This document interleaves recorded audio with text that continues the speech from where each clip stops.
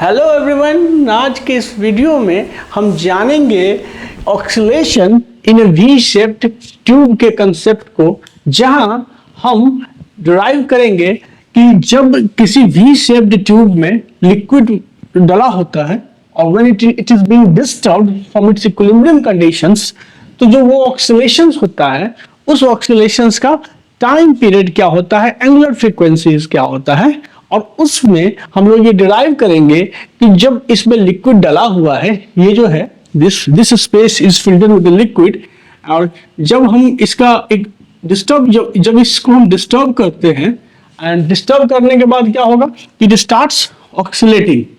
अपने मतलब फिर से इक्विलिब्रियम को अचीव करने में के लिए पहले क्या होगा, ये ऑक्सीलेट करेगा, और ये जो ऑक्सीलेट करेगा उसका टाइम पीरियड क्या होगा और उसका एंगुलर फ्रीक्वेंसी क्या होगा, and how it depends on the condition of the inclination of the limb। तो ये पूरा का पूरा डेरिवेशंस हम करेंगे आज इस वीडियो में। साथ में इससे कुछ स्पेशल केसेस जो जेई और नीट के में कई बार पूछा जा चुका है कि what will be the time period when the liquid oscillates in this type of tube where you can see this angle is 90 degree and this angle is theta। तो बस आपको कुछ करना नहीं होगा, इस जनरलाइज कंडीशंस में अल्फा के बदले जो है सो आप 90 डिग्री पुट करोगे, यू विल पुट 90 डिग्री, और बीटा के बदले आप पुट करोगे क्या चीज, थीटा, और ये जो रिजल्ट है जैसे सब्स्टिट्यूट करोगे you will get the answer of the time period of oscillation of the liquid in this case. Similarly अगर आपको यू शेप्ड लिक्विड दे रखा होगा,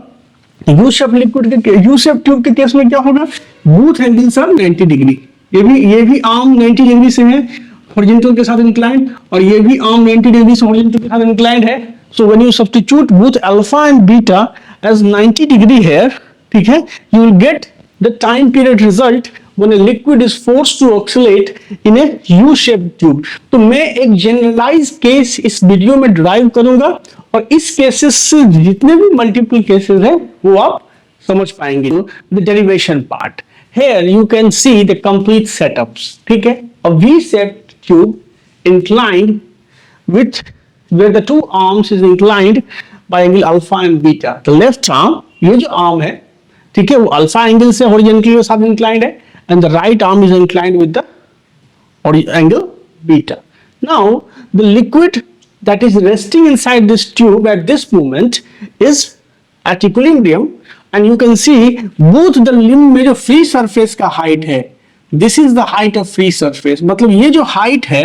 free surface का, ये दोनों limb में बराबर है। अब बराबर क्यों है दोनों, हो सकता था आप ऐसे कह सकते थे कि सर ऐसा हो सकता था कि इसमें थोड़ा सा हाइट ऊपर होता है, इसमें कम होता है, क्योंकि इंक्लिनेशन अलग अलग है, दोनों जो आर्म का इंक्लिनेशन अलग अलग है, ऐसा आप कह सकते थे। तो ये जो हाइट है ये दोनों के इक्विलिब्रियम कंडीशंस में दोनों में सेम क्यों है, ऐसा इसलिए है क्योंकि हाइड्रोस्टैटिक प्रेशर जो होता है वो हाइट का फंक्शन होता है। तो जैसे सपोज करो कि ये यूटेंसिल है, और इसमें अगर इस सरफेस की बात करते हैं, और इस सरफेस पे अगर आपका प्रेशर PATM है, क्या है, PATM एटमॉस्फेरिक प्रेशर है, तो इसके ठीक H हाइट बिलो, यहाँ इस पॉइंट पे जो प्रेशर होगा अगर H हाइट बिलो, वो क्या होगा, P बराबर PATM ऊपर का प्रेशर प्लस रो G into H vertical height, ठीक है, ये प्रेशर का इक्वेशन होगा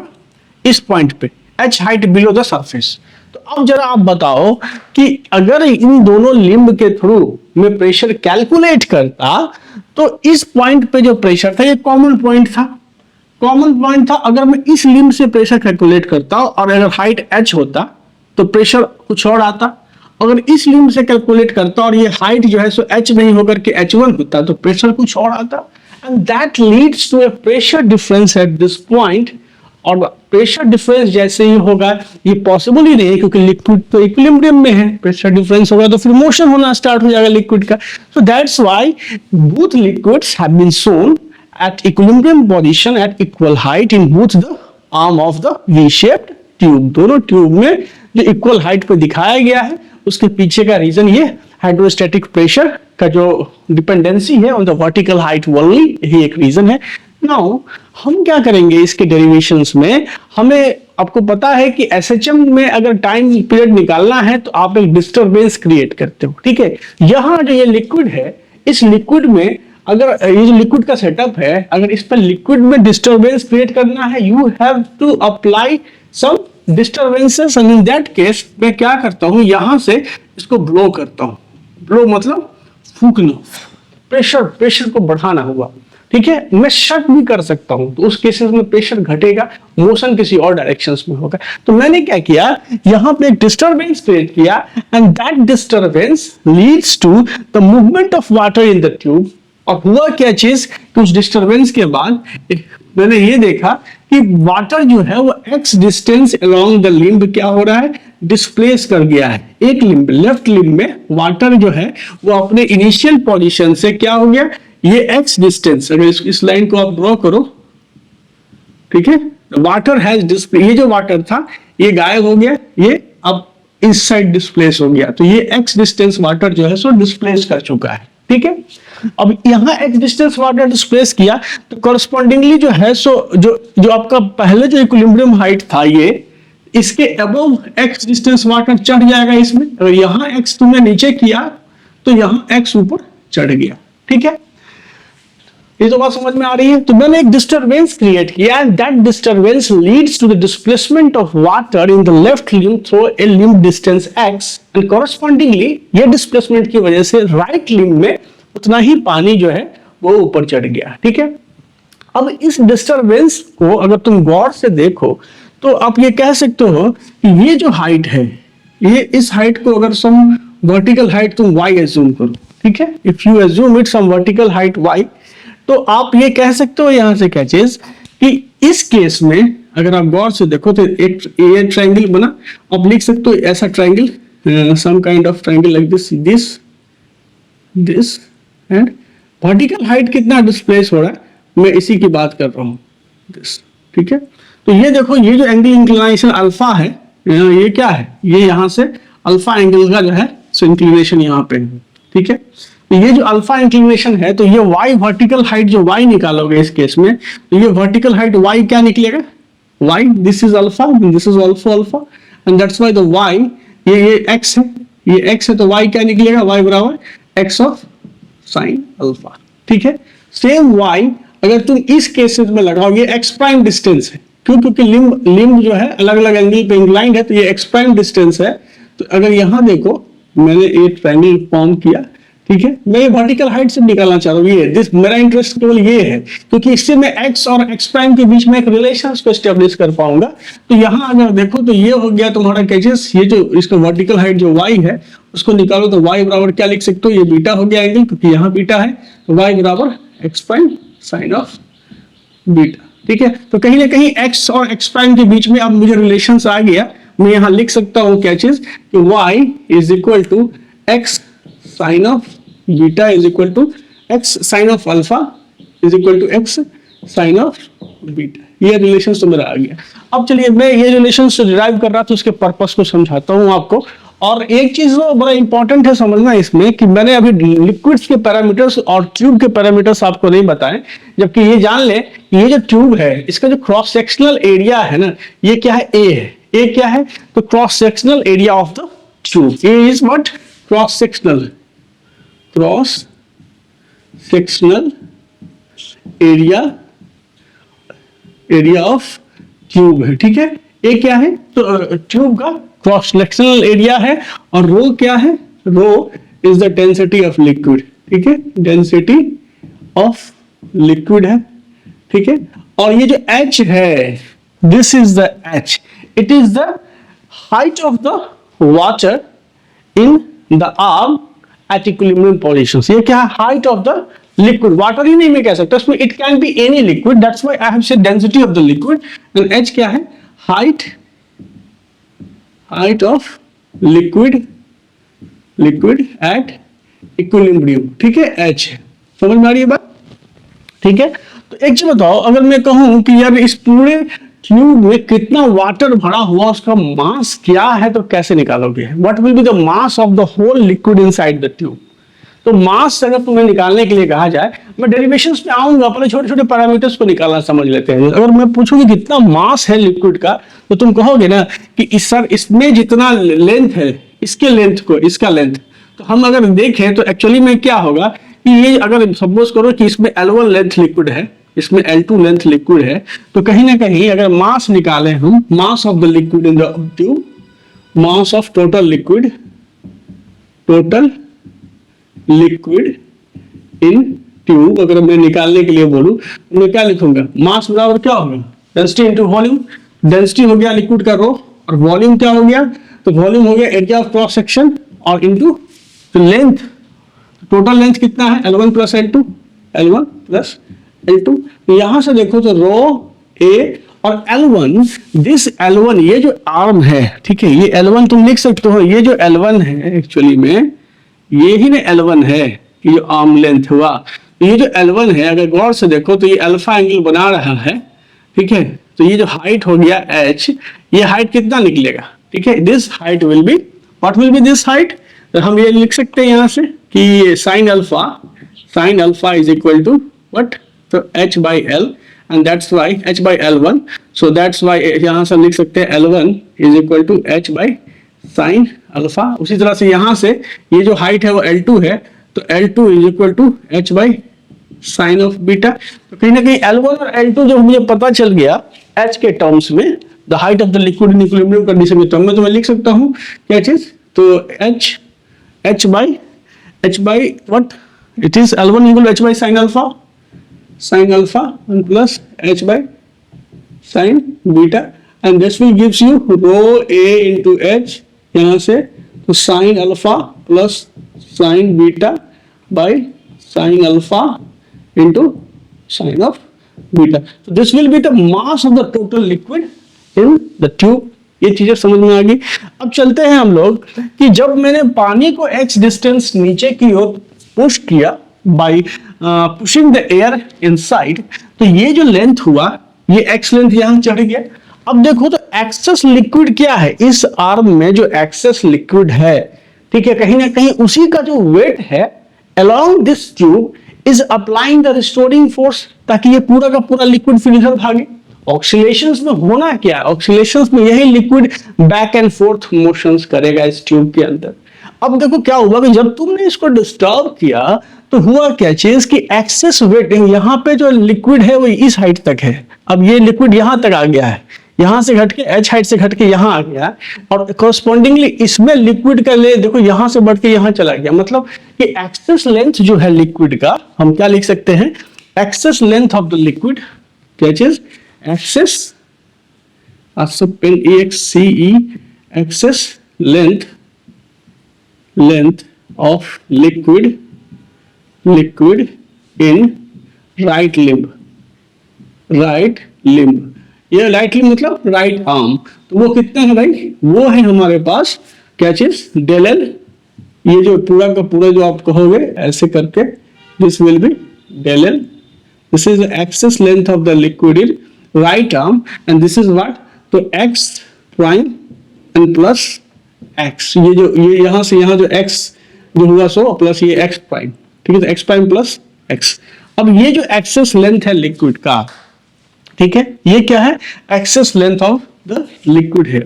अब एक चीज देखो यहां से क्या चीज कि मैंने जो रिलेशंस निकाला है x और x प्राइम के बीच का रिलेशंस, ये y हाइट के, क्योंकि y हाइट मेरा कॉमन होगा दोनों केसेस में, जो y हाइट होगा इस, ठीक है, वो कॉमन होगा, तो कहीं ना कहीं हमने एक रिलेशंस डिराइव किया, और ये रिलेशंस था क्या चीज कि y is equal to x sine alpha and x prime sine beta, क्योंकि ये क्या था हमारा x प्राइम था, this length was x prime. So ये तो यहां से मैं लिख सकता हूं क्या चीज, इस रिजल्ट से x प्राइम की वैल्यू अगर मैं सब्स्टिट्यूट करूं इसमें, तो मैं लिख सकता हूं क्या चीज कि x प्राइम मतलब x sine alpha by sine beta और प्लस यहाँ पे x, ठीक है। तो जब मैं इसको सॉल्व करूंगा तो ये क्या हो जाएगा, ये हो जाएगा sine alpha plus sine beta by ये sine alpha. So this is the excess length of liquid in this tube, और इस एक्सेस लेंथ का वेट जो होगा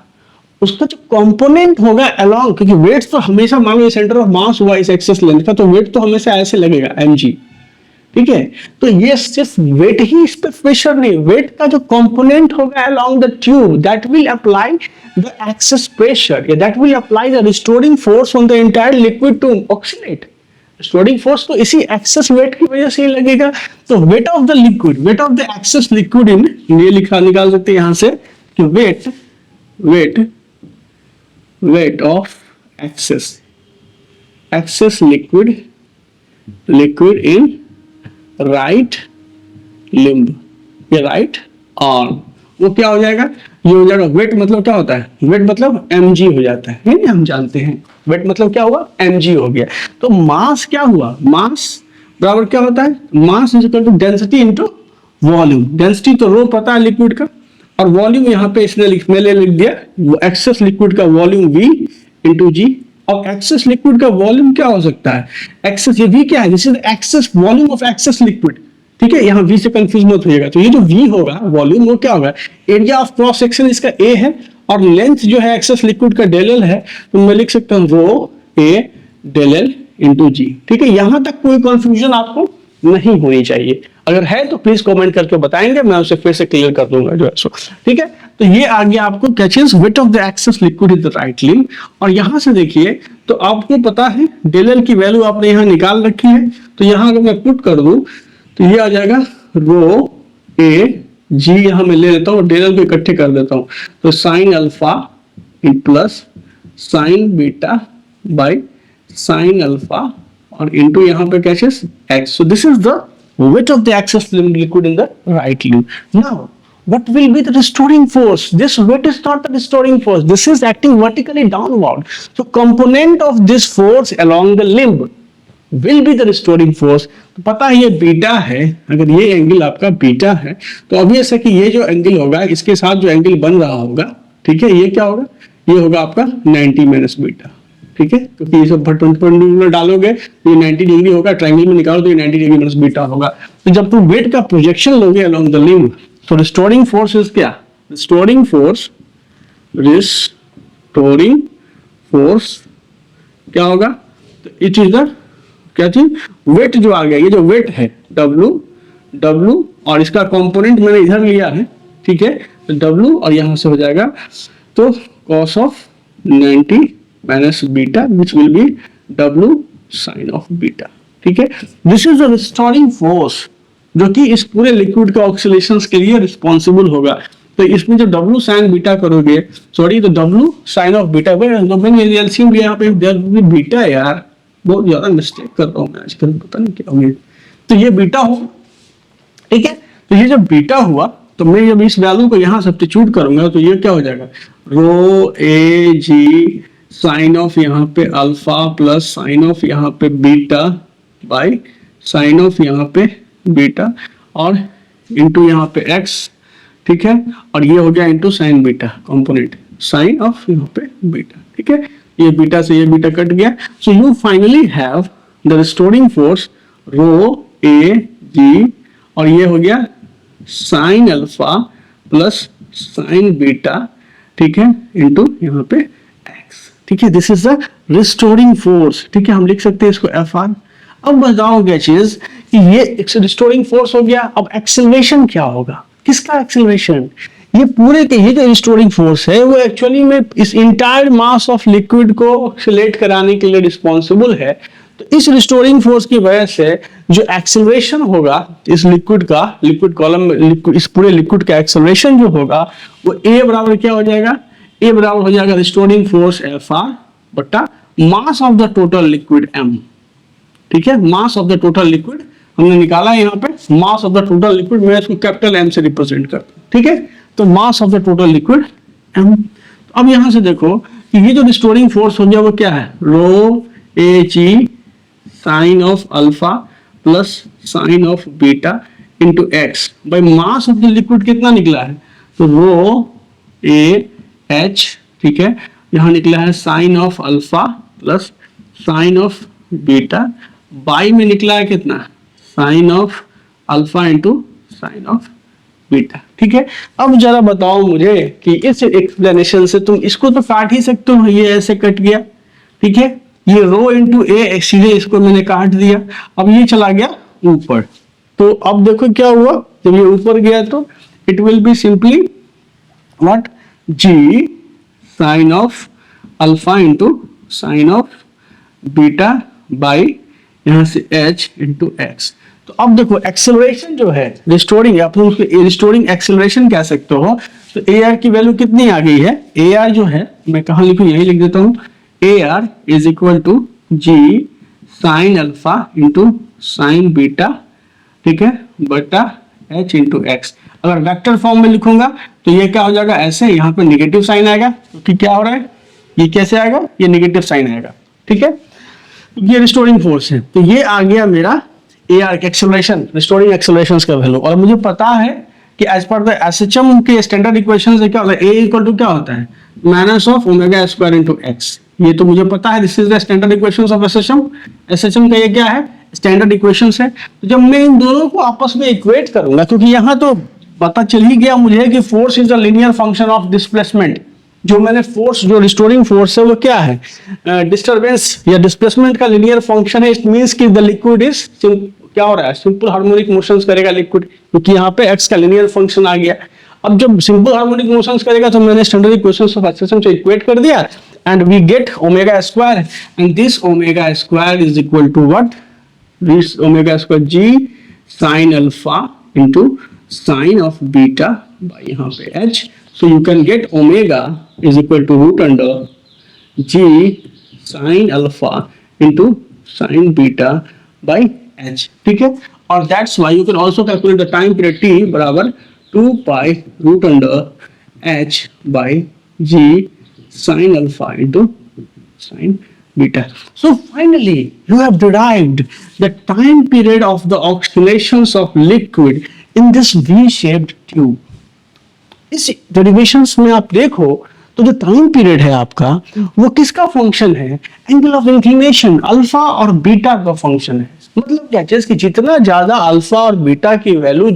बड़ी होगी उतना ही ज्यादा क्या होगा, तो ग्रेविटी का, ये जो ग्रेविटी है इस पे जो ग्रेविटेशनल फोर्स काम कर रहा है और उसका जो कंपोनेंट है, ठीक है, वही रिस्टोरिंग फोर्स प्रोवाइड कर रहा है। तो अल्टीमेटली तुम ऐसे भी इसको कोई मतलब कोरिलेट कर सकते हो कि जितना ज्यादा इंक्लिनेशन होगा, ठीक है, हॉरिजॉन्टल से अल्फा और बीटा की वैल्यू जितना ज्यादा होगी, ओमेगा एंगुलर फ्रीक्वेंसी की वैल्यू उतनी ज्यादा होगी, एंड कॉरस्पॉन्डिंगली जो है सो टाइम पीरियड की वैल्यू उतनी कम होगी। तो फास्टर ऑक्सीलेशंस के लिए ये जो है ना इंक्लिनेशंस ज्यादा करना पड़ेगा जो है सो, ठीक है, और स्लोअर ऑक्सीलेशंस के लिए इंक्लिनेशंस को घटाना होगा जो है सो, ठीक है। अगर एच पर भी फंक्शन आ रहा है, मतलब देखो omega angular frequency is a function of the H, height of the liquid at the equilibrium, इस एच का भी फंक्शन है। तो मान लो कि कोई ट्यूब है और उसमें लिक्विड बहुत ऊंचाई तक भरी हुई है, तो अल्टीमेटली क्या होगा कि एंगुलर फ्रीक्वेंसी उसका कम हो जाएगा जो है सो। तो इस तरह से आप ये कैलकुलेट कर लिए, डिराइव कर लिए कि what will be the time period of oscillations of liquid inside a V shaped tube. अब वो जो दो जनरलाइज केस थे जहां पे कि यू ट्यूब था, ऐसे करके यू था, इसमें क्या था कि दोनों आर्म जो है ऐसा एकदम यू, मतलब कि ये दोनों आर्म ऐसा, ठीक है, ऐसे रहता है, दोनों आर्म 90 डिग्री पे इंक्लाइंड था। 90 डिग्री पे अगर दोनों आर्म इंक्लाइंड है तो तुम अगर टाइम पीरियड निकालो, एंगुलर फ्रीक्वेंसी निकालो, अल्फा और बीटा की वैल्यू 90 डिग्री पुट करोगे तो ओमेगा की वैल्यू क्या आ जाएगी, root under g by h आ जाएगी, और टाइम पीरियड की value 2 pi root under h by g आ जाएगी। यू शेप्ड ट्यूब के बारे में बात कर रहा हूँ। अच्छा एक चीज और बताओ कि अगर अल्फा या बीटा दोनों में से किसी की भी वैल्यू 0 हो जाती है तो ये ओमेगा या टाइम पीरियड की वैल्यू 0 हो जाती है। मतलब अगर किसी भी एक आर्म को आपने हॉरिजॉन्टल कर दिया तो आप ऑक्सीलेशन एक्सपेक्ट नहीं कर सकते हो, क्योंकि रिस्टोरिंग फोर्स ही गायब हो गया, ठीक है। तो अल्फा या बीटा की वैल्यू अगर 0 हो गई, मतलब क्या हो गया, अगर फिजिकली देखो तो क्या होगा, एक लिम्ब ऐसा होगा और दूसरा लिम्ब सीधे ऐसा होगा। इस केस में क्या होगा, ऐसा मैं बोलूंगा लिक्विड डालूंगा, मैं लिक्विड डालूंगा तो ऑक्सीलेशन करेगा, नहीं करेगा, क्यों, क्योंकि यहाँ पे अल्फा की वैल्यू तो 90 डिग्री है, लेकिन जो बीटा पार्ट है वो क्या है, वो 0 डिग्री है। एंड जब मैं इस वैल्यू को इसमें डालूंगा, that's will be the 0 angular frequency, ठीक है, that's infinite time period. Infinite time period मतलब नो ऑक्सीलेशंस। तो this was a simple derivation, it's a very important derivation for the JEE and NEET cases. Problems पूछे जाते हैं different मतलब categories को बना करके।